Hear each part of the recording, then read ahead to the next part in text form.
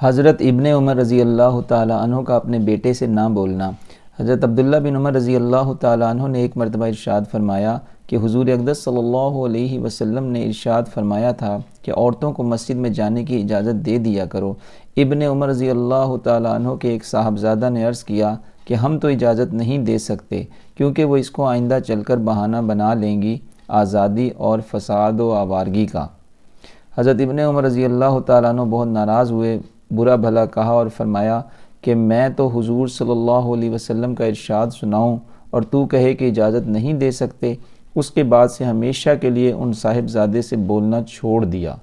فائدے میں شیخ الحدیث رحمۃ اللہ لکھتے ہیں، صاحبزادہ کا یہ کہنا کہ فساد کا ہیلہ بنا لیں گی اپنے زمانہ کی حالت کو دیکھ کر تھا۔ اسی وجہ سے حضرت عائشہ رضی اللہ تعالی عنہا ارشاد فرماتی ہیں کہ اگر حضور صلی اللہ علیہ وسلم اس زمانہ کی عورتوں کا حال دیکھتے تو ضرور عورتوں کو مسجد میں جانے سے منع فرما دیتے۔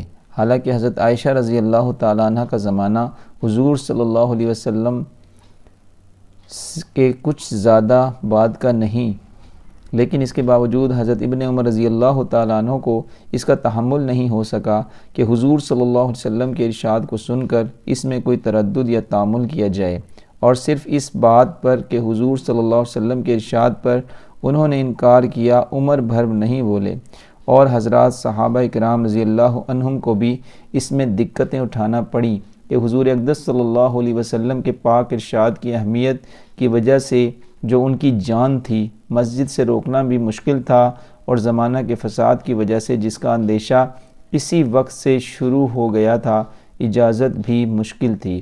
چنانچہ حضرت عاتقہ رضی اللہ تعالی عنہ جن کے کئی نکاح ہوئے، جن میں سے حضرت عمر رضی اللہ تعالیٰ عنہ سے بھی ہوا، وہ مسجد میں تشریف لے جاتی تھی اور حضرت عمر رضی اللہ تعالیٰ عنہ کو گناہ ہوتا تھا۔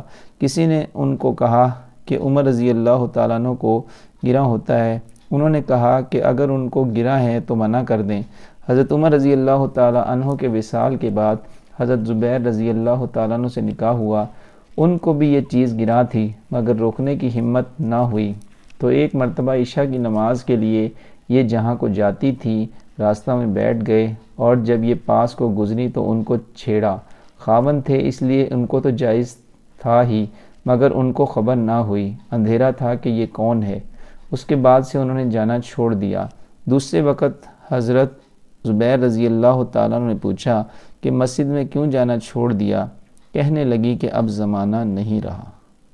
اللہ تعالیٰ سے دعا ہے کہ جو کچھ ہم نے پڑھا اور سنا اللہ تعالیٰ اپنی بارگاہ علم قبول منظور فرمائے، اور ہم سب کو اس پر عمل کرنے کی اور دوسروں تک بھی پہنچانے کی توفیق عطا فرمائے۔